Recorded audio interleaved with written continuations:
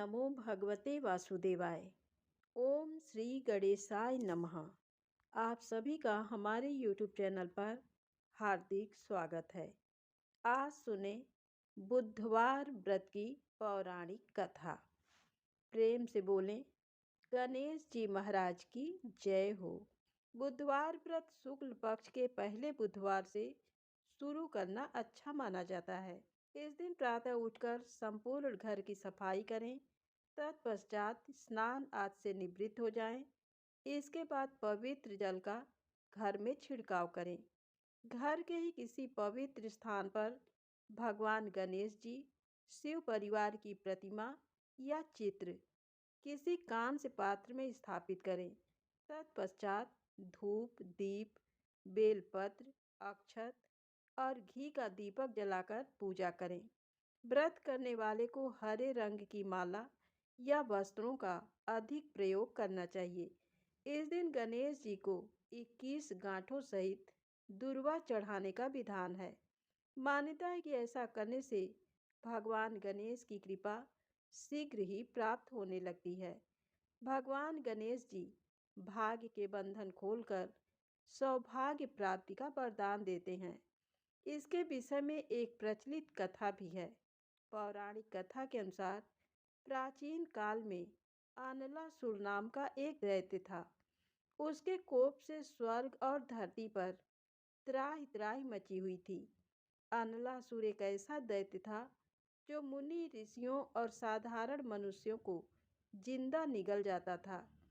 इस दैत्य के अत्याचारों से त्रस्त होकर इंद्र सहित सभी देवी देवता, ऋषि मुनि भगवान महादेव से प्रार्थना करने जा पहुँचे और सभी ने महादेव से ये प्रार्थना की कि वे अनलासुर के आतंक का खात्मा करें। तब महादेव ने समस्त देवी देवताओं तथा ऋषि मुनियों की प्रार्थना सुनकर उनसे कहा कि दैत्य अनलासुर का नाश केवल श्री गणेश ही कर सकते हैं। फिर सबकी प्रार्थना पर श्री गणेश ने अनलासुर को निगल लिया। तब उनके पेट में बहुत जलन होने लगी। इस परेशानी से निपटने के लिए कई प्रकार के उपाय करने के बाद भी जब गणेश जी के पेट की जलन शांत नहीं हुई, तब कश्यप ऋषि ने दूर्वा की 21 गांठें बनाकर श्री गणेश को खाने को दी। ये दूर्वा श्री गणेश जी ने ग्रहण की। तब कहीं जाकर उनके पेट की जलन शांत हुई। ऐसा माना जाता है कि श्री गणेश को दूर्वा चढ़ाने की परंपरा तभी से आरंभ हुई।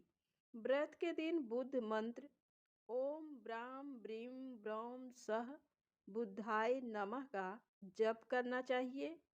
पूजन मंत्र जप एवं प्रार्थना के बाद बुधवार कथा का पाठ सुने। श्री गणेश चालीसा, श्री गणेश जी की आरती भी करनी चाहिए। पूरे दिन व्रत कर शाम के समय फिर से पूजा कर एक समय भोजन करना चाहिए। बुधवार व्रत में हरे रंग के वस्त्रों और सब्जियों का दान देना चाहिए। इस दिन एक समय दही, मूंग दाल का हलवा या हरी वस्तु से बनी चीज़ों का सेवन करना चाहिए। अब आइए सुनते हैं बुधवार व्रत की पौराणिक कथा। समतापुर नगर में मधुसूदन नामक एक व्यक्ति रहता था। वह बहुत धनवान था। मधुसूदन का विवाह बलरामपुर नगर की सुंदर और गुणवंती लड़की संगीता से हुआ था। एक बार मधुसूदन अपनी पत्नी को लेने बुधवार के दिन बलरामपुर गया। मधुसूदन ने पत्नी के माता पिता से संगीता को विदा कराने के लिए कहा। माता पिता बोले, बेटा आज बुधवार है, बुधवार को किसी भी शुभ कार्य के लिए यात्रा नहीं करते। लेकिन मधुसूदन नहीं माना। उसने ऐसी शुभ अशुभ की बातों को न मानने की बात कही। दोनों ने बैलगाड़ी से यात्रा आरंभ की। 2 कोस की यात्रा के बाद उसकी गाड़ी का एक पहिया टूट गया। वहां से दोनों ने पैदल ही यात्रा शुरू की। रास्ते में संगीता को प्यास लगी। मधुसूदन उसे एक पेड़ के नीचे बैठाकर जल लेने चला गया। थोड़ी देर बाद जब मधुसूदन कहीं से जल लेकर वापस आया, वह बुरी तरह हैरान हो उठा, क्योंकि उसकी पत्नी के पास उसकी ही शकल सूरत का एक दूसरा व्यक्ति बैठा था। संगीता भी मधुसूदन को देखकर हैरान रह गई। वह दोनों में कोई अंतर नहीं कर पाई। मधुसूदन ने उस व्यक्ति से पूछा, तुम कौन हो और मेरी पत्नी के पास क्यों बैठे हो? मधुसूदन की बात सुनकर उस व्यक्ति ने कहा, अरे भाई, ये मेरी पत्नी संगीता है। मैं अपनी पत्नी को ससुराल से विदा कराकर लाया हूँ। लेकिन तुम कौन हो जो मुझसे ऐसा प्रश्न कर रहे हो? मधुसूदन ने लगभग चीखते हुए कहा, तुम जरूर कोई चोर या ठग हो। ये मेरी पत्नी संगीता है। मैं इसे पेड़ के नीचे बैठाकर जल लेने गया था। इस पर उस व्यक्ति ने कहा, अरे भाई, झूठ तो तुम बोल रहे हो।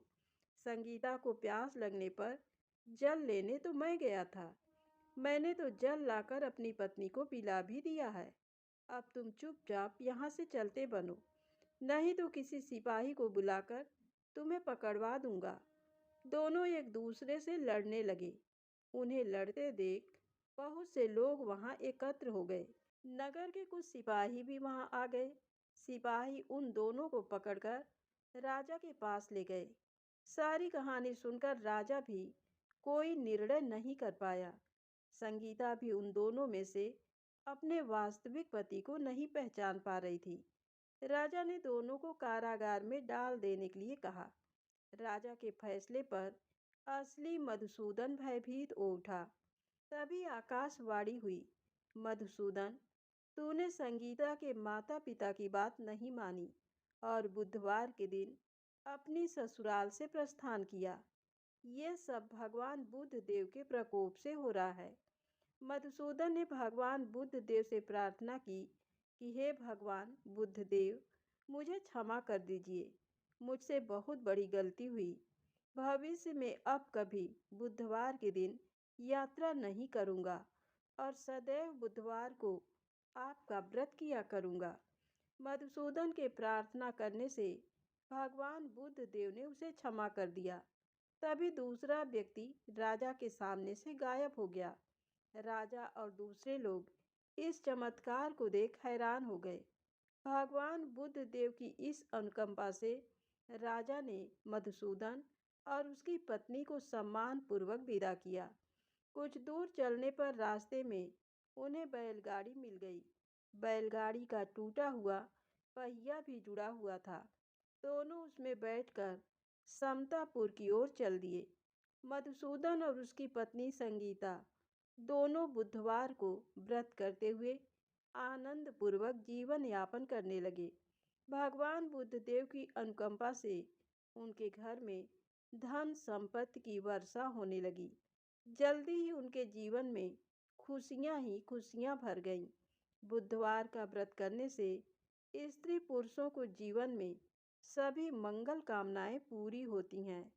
तो प्रेम से बोले, गणेश जी महाराज की जय हो। बुद्ध देव भगवान की जय हो। अब आइए सुने गणेश जी महाराज की अगली पौराणिक कथा। एक बार देवी तुलसी विवाह हेतु वर ढूंढने के लिए तीर्थ यात्रा पर निकली थी और ढूंढते ढूंढते वह गंगा किनारे पहुंच गई। उस वक्त गणेश भगवान गंगा किनारे तप कर रहे थे। उन्हें देखते ही देवी तुलसी उन पर मोहित हो गईं और उनके मन में गणेश भगवान से विवाह की इच्छा उत्पन्न हुई। फिर देवी तुलसी ने गणेश जी के पास जाकर उनका ध्यान भंग कर दिया। आंखें खोलने के बाद गणेश भगवान के सामने देवी तुलसी खड़ी थी, लेकिन सामने एक स्त्री है, इसलिए अपने क्रोध को नियंत्रण में रखकर गणेश भगवान ने पूछा, आप कौन है देवी और मेरा ध्यान भंग करने का क्या कारण है? जवाब में देवी तुलसी ने अपने परिचय के साथ गणेश जी से विवाह की बात कर ली।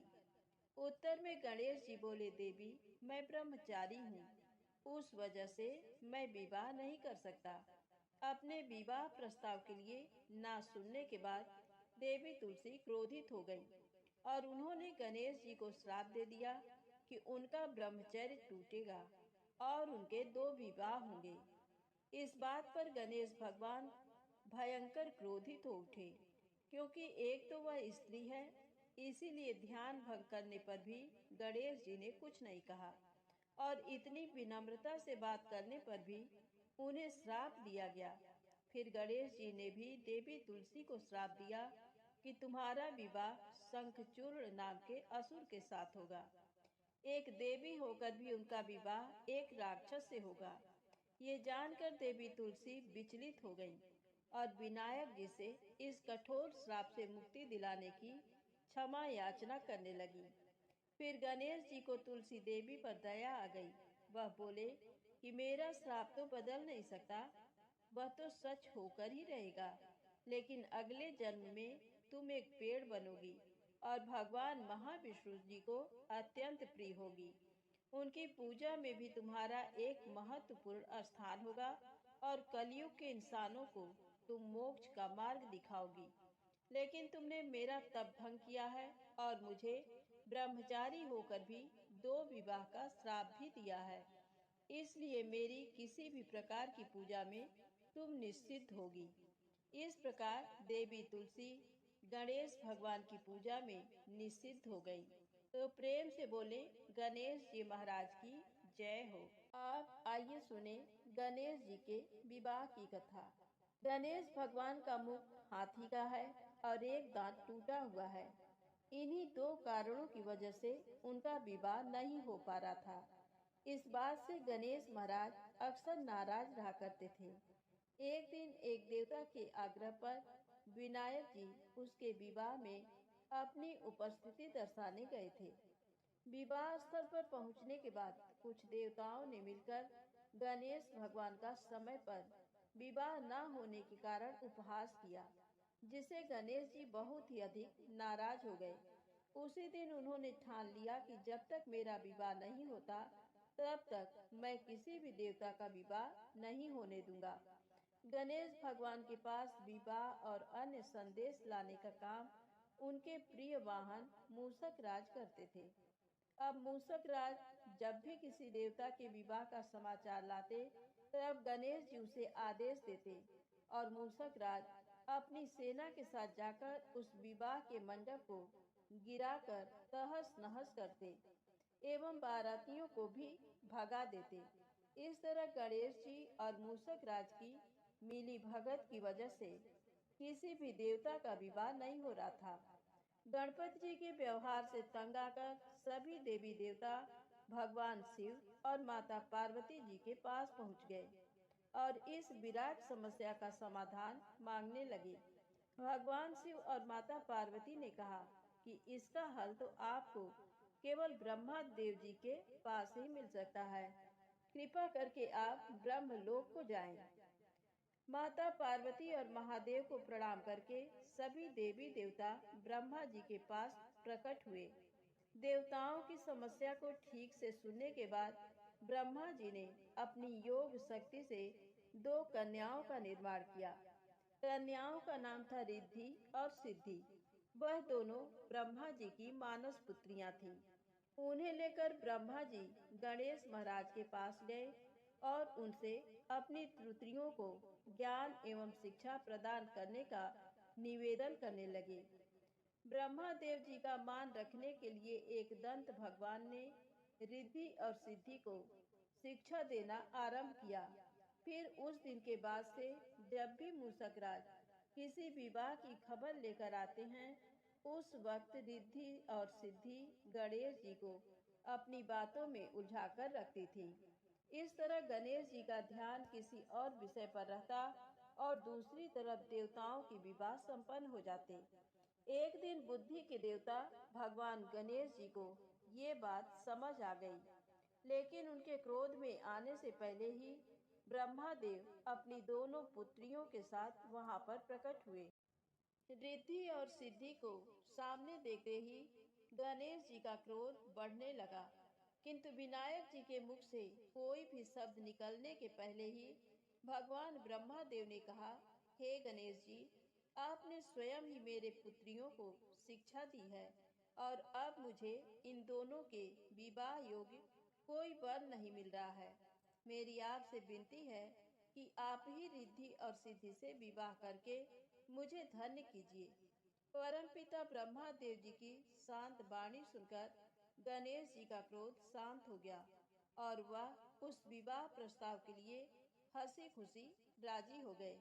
विवाह के बाद अपनी दोनों पत्नियों से उन्हें 2 पुत्र प्राप्त हुए, जिनका नाम रखा गया शुभ और लाभ। तो प्रेम से बोले गणेश जी भगवान की जय हो। अब आइए सुनते हैं गणेश जी की पौराणिक कथा। बहुत समय पहले की बात है। एक दिन गणेश जी धरती पर सैर कर रहे थे। सैर करते करते वह एक अनाज के खेत में पहुंच गए और भूख लगने के कारण उन्होंने उस खेत में से 12 अनाज के दाने तोड़कर खा लिए। वह खेत सेठ धनी राम जी का था। कुछ समय बाद विनायक जी को अपने किए पर पछतावा होने लगा, क्योंकि उन्होंने सेठ जी को बिना पूछे ही उनके खेत से अनाज चुरा लिया था। फिर गणेश जी ने सोचा कि अपने किए बुरे कर्म का प्रायश्चित तो करना ही पड़ेगा। इसीलिए उन्होंने सेठ जी के यहाँ 12 साल के लिए नौकरी करने की ठान ली। उसके बाद अगली ही सुबह विनायक जी 13 से 14 साल के एक लड़के का रूप लेकर नौकरी मांगने के लिए धनी राम सेठ जी के घर पहुंचे और उन्होंने सेठ जी को अपना नाम गणेशा बताया। विनायक भगवान की बुद्धिमानी की परीक्षा लेने के बाद सेठ जी ने खुशी खुशी नौकरी भी दे दी। अब गणेश भगवान एक सामान्य मनुष्य के रूप में सेठ जी के ही घर पर रहने लगे। एक दिन सेठ जी की पत्नी शाम के समय घर का काम खत्म करने के बाद राख से हाथ धोने जा रही थी। ये देख गणेश जी ने सेठानी जी के हाथ पकड़कर जबरदस्ती मिट्टी से हाथ धुलवा दिए। गणेश की इस हरकत से सेठानी आग बबूला हो गई और उन्होंने सेठ जी के कमरे में जाकर गणेश जी की शिकायत कर दी। सेठानी से सब कुछ सुनने के बाद सेठ धनी राम ने गणेशा को बुलाया और इस हरकत का कारण पूछा। गणेश जी बोले कि सेठानी शाम के समय राख से हाथ धो रही थी और ऐसा करने से घर की लक्ष्मी नाराज होकर चली जाती हैं। इसीलिए मैंने उनके हाथ मिट्टी से धुलवाए। इससे घर पर माता लक्ष्मी की कृपा बनी रहती है। ये सब सुनकर सेठ जी ने सोचा, गणेशा की सोच तो बड़ी अच्छी है। उसी के कुछ दिन बाद कुंभ मेले का शुभ अवसर आया। सेठ जी ने गणेशा को बुलाया और कहा, सेठानी जी को कुंभ मेले में स्नान करा लाओ। अब सेठानी और गणेशा स्नान के लिए मेले में पहुंचे। वहां पहुंचने के बाद सेठानी नदी के किनारे बैठकर नहाने लगी। उन्हें ऐसा करते देख गणेशा दौड़ कर आए और सेठानी जी के दोनों हाथ पकड़कर उन्हें नदी के अंदर लेकर गए। उनसे पानी में डुबकी लगवाई और फिर किनारे पर ले आए।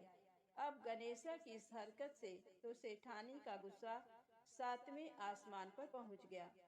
सेठानी जी घर आते आते पूरे रास्ते गणेशा को ताने पर ताने मार रही थी, लेकिन गणेश भगवान सब कुछ शांति से सुन रहे थे।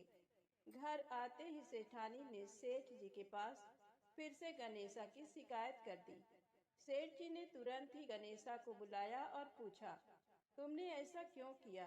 गणेश जी बोले, सेठ जी, सेठानी नदी के किनारे बैठकर गंदे पानी से नहा रही थी। मैंने इनको बीच नदी में ले जाकर साफ पानी में डुबकी लगवाई।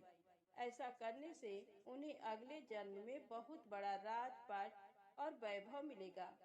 सेठ जी ने सोचा कि गणेशा के विचार कितने अच्छे हैं, मेरे परिवार का भला सोचता है। कुछ दिन बाद सेठ जी के घर पर पूजा थी।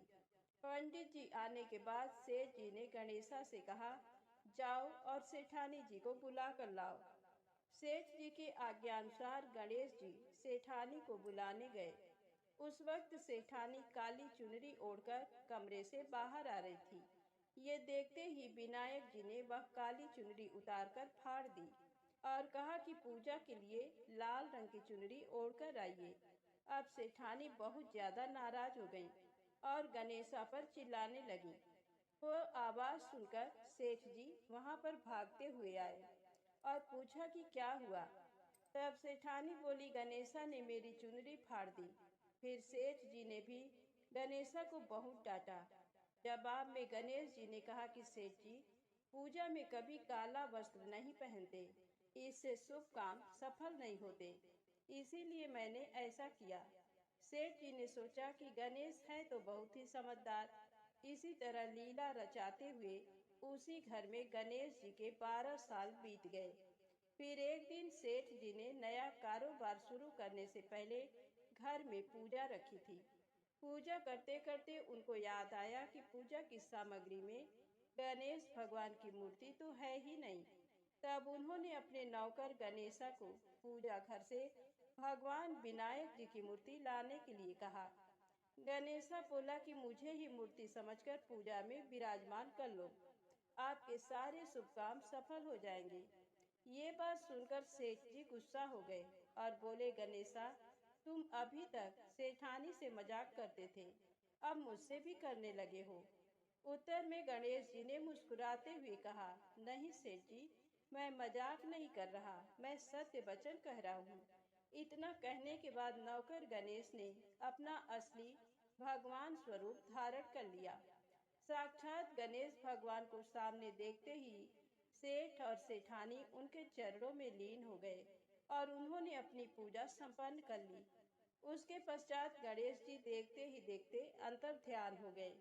बाद में सेठ और सेठानी को बहुत पछतावा होने लगा कि स्वयं भगवान हमारे घर नौकरी कर रहे थे और हमने उनके साथ कितना बुरा व्यवहार किया, उनसे बहुत सारा काम कराया। ये सोच सोचकर दोनों दुखी होने लगे। फिर उसी रात सेठ और सेठानी के सपने में गणेश भगवान प्रकट हुए और उन्हें समझाया कि मैंने 12 साल पहले तुम्हारे खेत से 12 अनाज के दाने बिना पूछे तोड़ लिए थे और उसी कर्म का दोष दूर करने के लिए मैं 12 साल से तुम्हारे घर नौकरी कर रहा था। अगले ही दिन से सेठ जी पर गणेश भगवान की माया हो गई। उनका व्यापार दिन दोगुना और रात चौगुनी तरक्की करने लगा। धनी राम सेठ जी के जीवन की काया पलट हो गई। हे गणेश जी महाराज, जैसी माया आपने धनी राम सेठ जी पर की, वैसी ही माया इस कहानी को पढ़ने वाले और सुनने वाले हर एक व्यक्ति पर करना। कथा अधूरी हो तो इसे पूरी करना और अगर हमसे कोई गलती हो गई हो तो उसे क्षमा करना। प्रेम से बोलें, गणेश जी महाराज की जय हो। आइए सुने धन समृद्धि प्रदान करने वाली माता अन्नपूर्णा की बड़ी ही दुर्लभ कथा। प्राचीन काल की बात है। पुरुषोत्तमपुर नामक ग्राम में एक बहुत धर्मात्मा सेठ जी रहा करते थे। उनके 5 पुत्र और एक सबसे छोटी पुत्री थी और उसका नाम गौरी था। सेठ जी का भरा पूरा परिवार था। सेठ जी ने अपने सभी 5 पुत्रों का विवाह कर दिया था और जब छोटी बेटी गौरी विवाह की योगी हुई तो उन्होंने उसका विवाह एक दूसरे नगर के अपने ही समान धनी परिवार में कर दिया। अब सेठ जी की पुत्री गौरी दुल्हन बनकर जिस घर में गई, वहां उसका पति अपने माता पिता का इकलौता पुत्र था। अब गौरी बड़े ही प्रसन्नता पूर्वक अपने ससुराल में रहने लगी। गौरी बड़ी ही सदाचार, गुणवान तथा रूपवती थी। एक दिन की बात है, जब 1.25 महीना हो गया, तब सास ने गौरी को रसोई संभालने के लिए दे दिया। रसोई की सारी बातें समझा दी। गौरी अपने सासू माँ का पांव छूकर रसोई में प्रवेश करती है। तब सास ने कहा, बहू, रोज सुबह जल्दी उठकर पूजा पाठ करके रसोई में प्रवेश करना, फिर खाना बनाना। रोटी बनाते समय पहली रोटी गाय को, अंतिम रोटी कुत्ते को बनाना मत भूलना। इस प्रकार सास ने गौरी को सब कुछ समझा दिया। गौरी 4 लोगों के लिए खाना बनाती है और खाना बनाकर अपने पूरे परिवार को खिलाती है। जब अंत में खुद खाने के लिए बैठी, तब वह देखती है कि उसके लिए तो रोटी बची ही नहीं। अब क्या करे? वह चावल, दाल और सब्जी खाकर पानी पी लेती है। अब जब शाम होती है, तब गौरी ने सुबह से ज्यादा आटा लगाया और रोटी सब्जी बनाकर रख देती है। जब रात्रि में सब लोग खा लेते हैं, तो फिर से जब गौरी खाने के लिए बैठी रोटी का डब्बा खोलती है, तो उसमें एक भी रोटी नहीं थी। ये देखकर उसे बड़ा ही आश्चर्य होता है कि उसने तो सुबह से भी ज्यादा आटा लगाया था, लेकिन रोटियां बची ही नहीं। अब वह सिर्फ सब्जी खाकर पानी पीकर सो जाती है।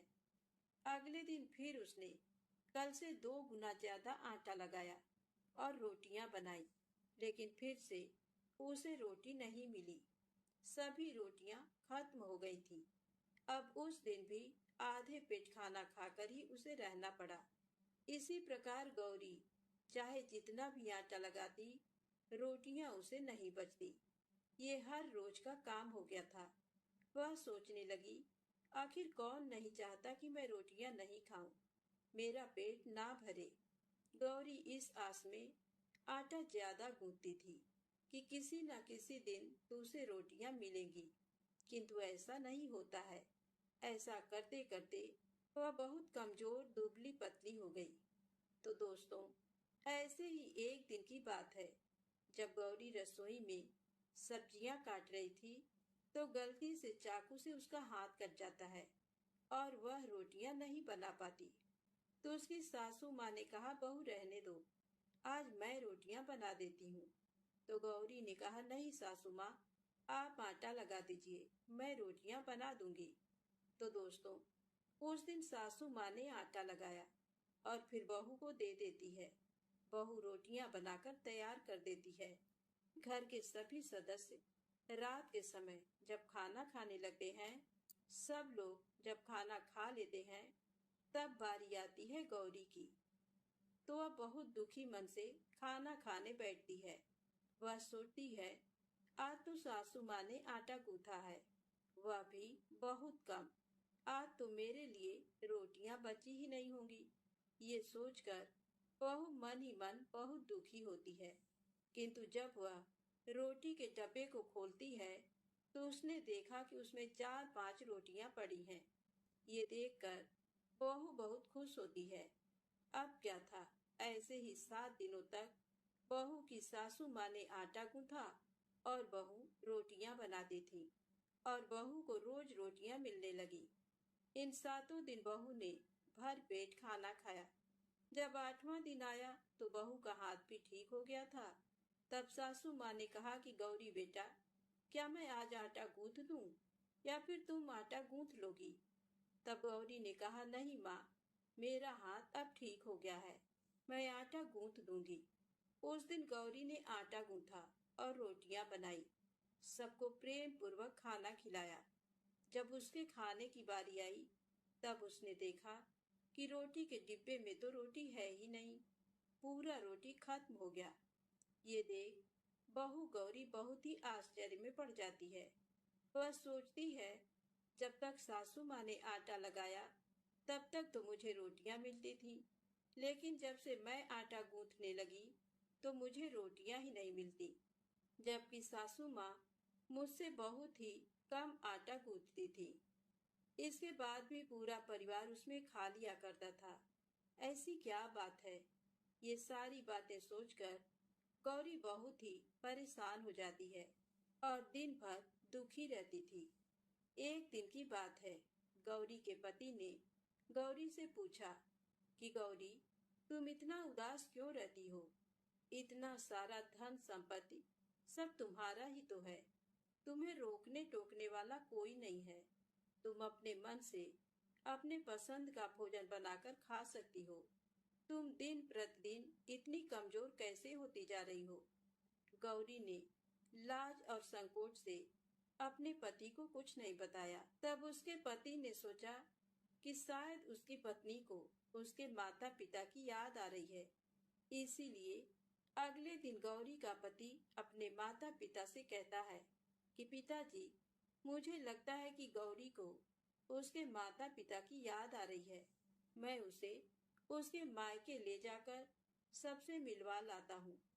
अपने बेटे की बात सुनकर गौरी के सास ससुर तैयार हो जाते हैं और उसे जाने की अनुमति दे देते हैं और कहते हैं, बेटा, यदि बहू को अपने माता पिता से मिलकर प्रसन्नता होती है, तो अवश्य ही तुम उसे उसके मायके ले जाओ। अब गौरी का पति अपने पत्नी को लेकर उसके मायके जाता है।